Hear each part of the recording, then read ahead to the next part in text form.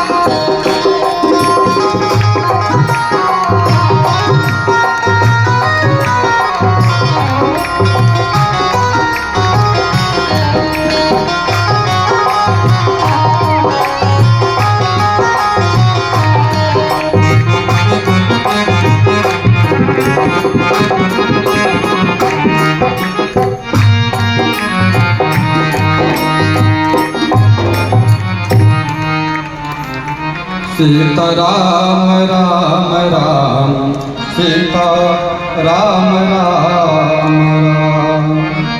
देखिए आप सब कथा सुनने बैठे हैं, ठीक, मैं बीच में से पूछ भी सकता हूँ। क्यों? कि आज मेरा अधिकार सुरक्षित है कि मैं कथा कह रहा हूँ आपके सामने। यदि आप सुनेंगे तभी बता पाएंगे कि महाराज जी कहाँ कथा बोल रहे हैं, ठीक है। मैं चाहता हूं कि आप सब 4 घंटा समय दे रहे हैं तो भगवान की कथा को ध्यान से श्रवण करिए। आज भगवान श्री सीताराम जी का विवाह उत्सव है। हाँ,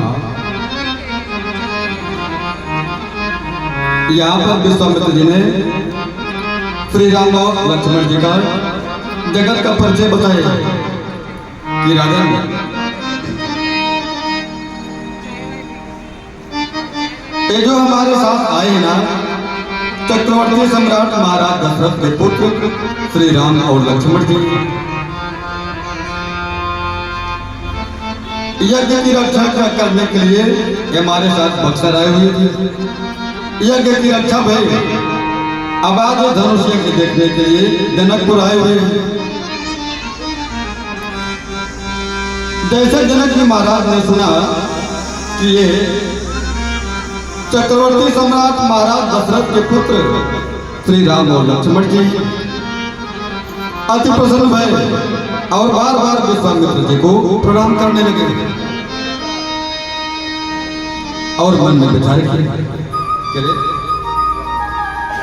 ये इतने बड़े महाराज दशरथ के पुत्र श्री राम और लक्ष्मण यहाँ जनकपुर आम के बगीचे में रहे, इनके लिए कोई सुंदर व्यवस्था करना चाहिए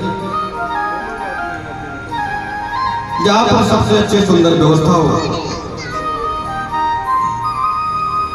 वहां पर लिए इनको व्यवस्था करना चाहिए। एक मंत्र से सभी देवता की पूजा नहीं होती, सभी देवताओं की पूजा करने के लिए अलग अलग मंत्र होते हैं।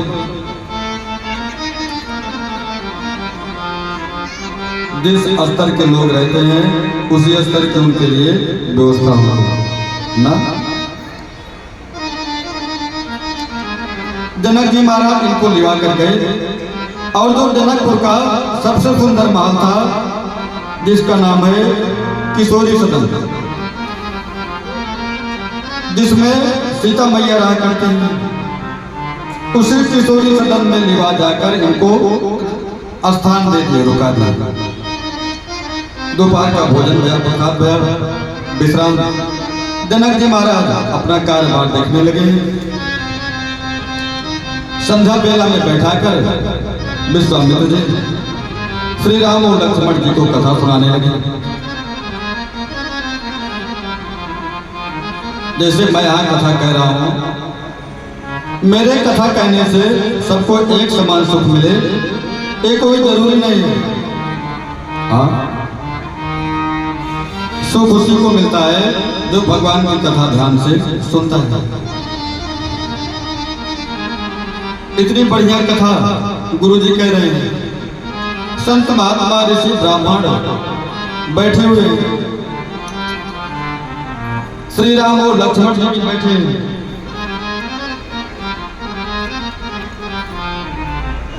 राम जी ने देखा कि इतनी सुंदर कथा हो रही है, लेकिन लक्ष्मण जी का मन कथा में लग नहीं रहा है। ये सब लिखी पड़ी थी। यदि आपका मन शरीर के साथ में नहीं रहा तो मैं कैसे भी बोलूंगा आपको सुनाई नहीं पड़ेगा, क्योंकि मन आपका कहीं और विचरण कर रहा है। राम जी ने गुरु जी को प्रणाम किया और कहा कि गुरु जी आप इतनी अच्छी कथा कह रहे हैं ना, लेकिन देखिए लक्ष्मण जी का मन कथा में लग नहीं रहा है। फिर लक्ष्मण जी क्या चाह रहे हैं? लखन हृदय लालसा बिसेखी, जाहि जनकपुर आवहूं देखी, जाहि जनकपुर आवहूं देखी। गुरुजी, ये जो लक्ष्मण लाल जी है ना, ये जनकपुर देखना चाहते हैं, और मैं तो कहूंगा कि इनको अकेले जाने देने लायक नहीं है। हाँ, रास्ता भूल जाएंगे, यहाँ जानते नहीं कुछ जनकपुर। और कहिए तो मैं इनके साथ में जाऊं, इन्हें जनकपुर दिखाकर तत्क्षण आपके पास दीवाना हूं। अब गुरुदेव भगवान चिंता में पड़ गए कि जैसे मेरे साथ लक्ष्मण पहली बार आए हैं, ऐसे राम जी भी पहली बार आए हैं, और नए स्थान पर किसी व्यक्ति को वही कुछ दिखा सकता है जो वहां के बारे में वो सब कुछ जानता होगा। गुरु जी समझ गए क्या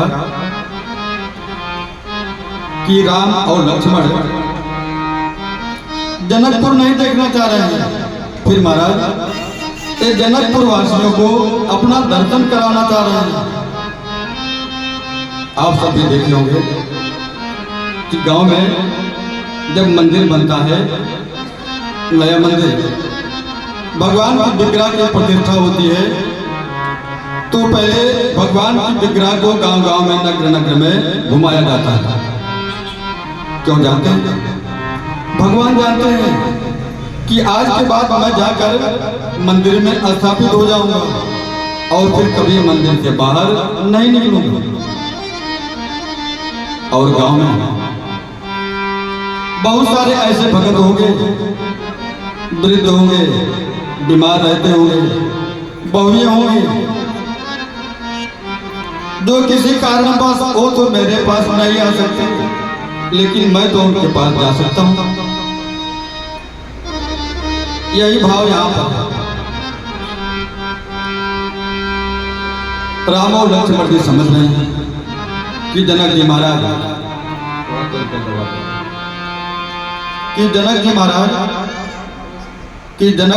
ना अर्गन आपके अर्गन